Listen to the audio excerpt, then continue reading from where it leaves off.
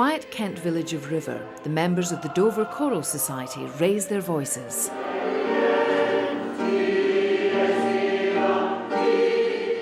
For John Ravenhill, music and choir practice are the centre of his life. He's an enthusiastic bass.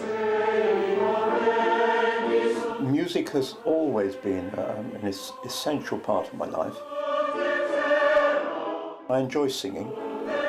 But only a couple of years ago, John, together with his wife and daughters, thought that music making and much else which required John's memory might become a thing of the past. The girls on their own had noticed, and so had I, we hadn't said anything to each other, that he was in fact getting things wrong. In 2007, John started to display early symptoms of memory loss and a slight personality change, making him unusually argumentative. Our huge problem was to decide what to do about it. You've got to decide how you're going to say to the person, you know, I think there's something wrong with you. And not upset them, because he was totally unaware. When Jerry was diagnosed with breast cancer the same year, that crisis finally convinced John that he also had a problem. I was diagnosed with breast cancer, and John was so upset by this that he did lose it.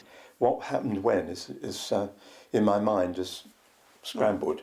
You were totally shaken by it, and didn't know whether you were coming or going. And I don't think you realised how much until you went to choral and somebody said, an ex-doctor in fact said, and how's Jerry getting on? Yeah. And you almost said, who's that? That's when my mind went total blank. Just for words, pictures I knew what was happening, the words I couldn't find. I said, I'm sorry, I can't tell you. So that was the first time, actually, that you decided for yourself there was something more wrong with you than old age. Yeah. That was the turning point. Mm. Putting all those jars out on those shelves over there, John, was a pretty good brainwave, wasn't it? Jerry is a good organiser and was able to convince her husband to see a doctor. But the visit proved as distressing as the symptoms. Unfortunately, it didn't go too well at that point, because the young doctor that we had to see, because our own GP is very busy, simply said, well, what do you expect? You're nearly 80, and sent him out with tears in his eyes, actually. I turned up at home here and I was crying and saying, something's wrong. Somebody's told me I'm old, so what do you expect? And I was so bewildered, and I'd lost touch. I couldn't find words to express.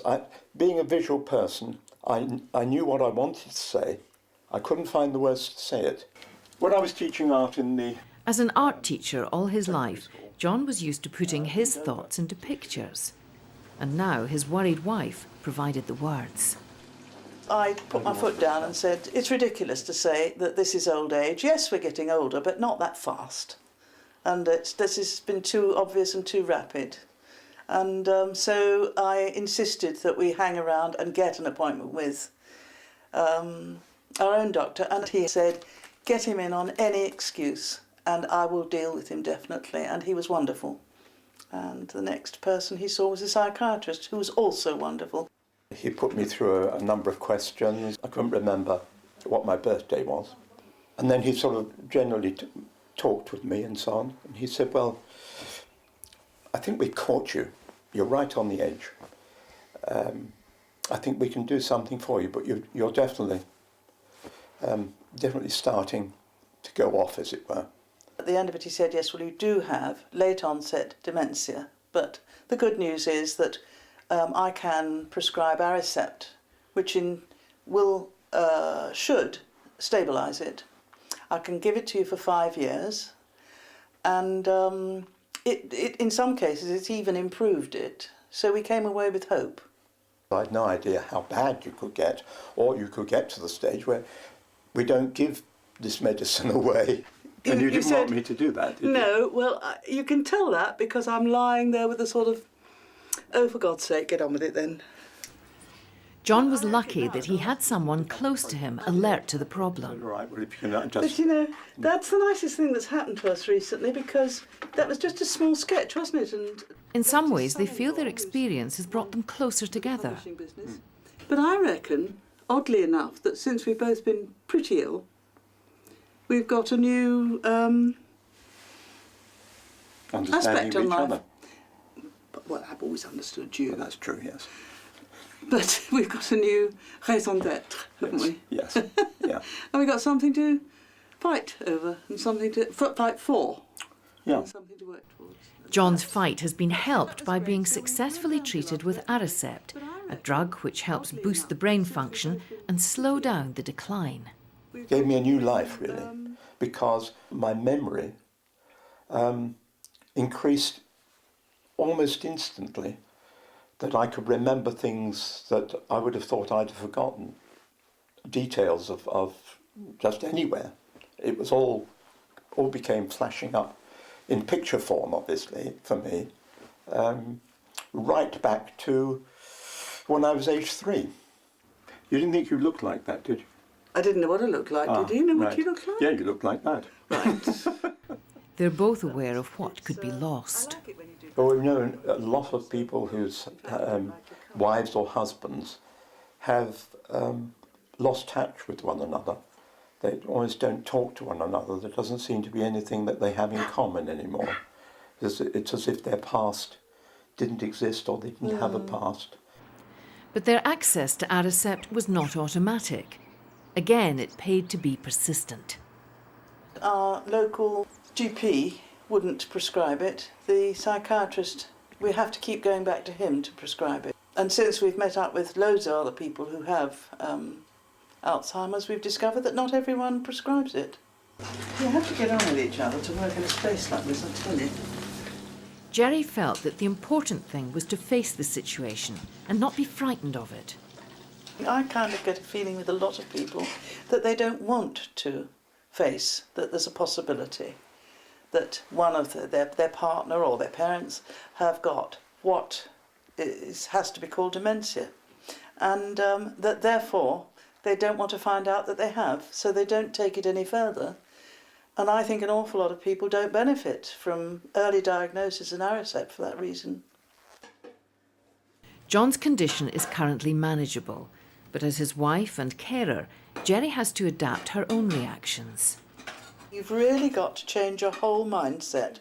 Really got to stand back from it all and try and imagine what it's like for the other person to genuinely not know one thing from another.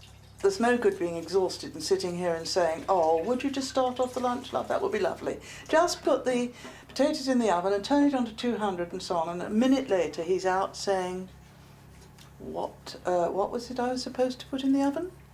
Not totally incompetent. No, you're not incompetent. Give too many bits of information together, and I remember the last bit, but not the first bit.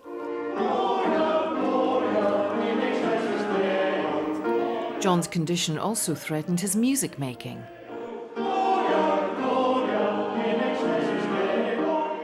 Obviously, I was going off. You did find it harder and harder because you kept losing your place in the music, but when you discovered that you had actually got something wrong with you... It was such a relief. Yes. To realise that it... He told all the fellow bassists and said, please, look after me. Yeah, look after me. I'm not going to be the fellow that I was, but I need help.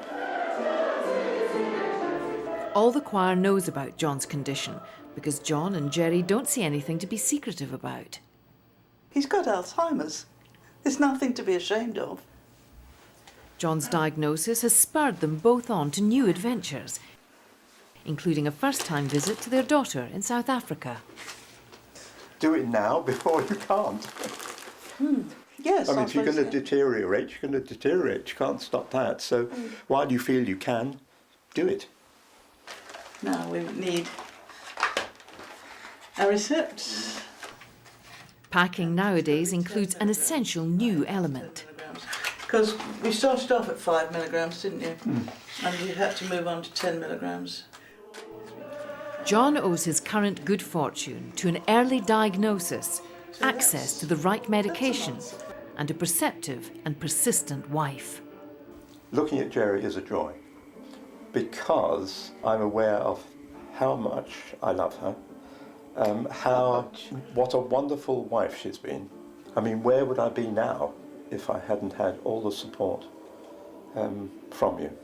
I'd be practically a dead person, wouldn't I? I'd be a nobody.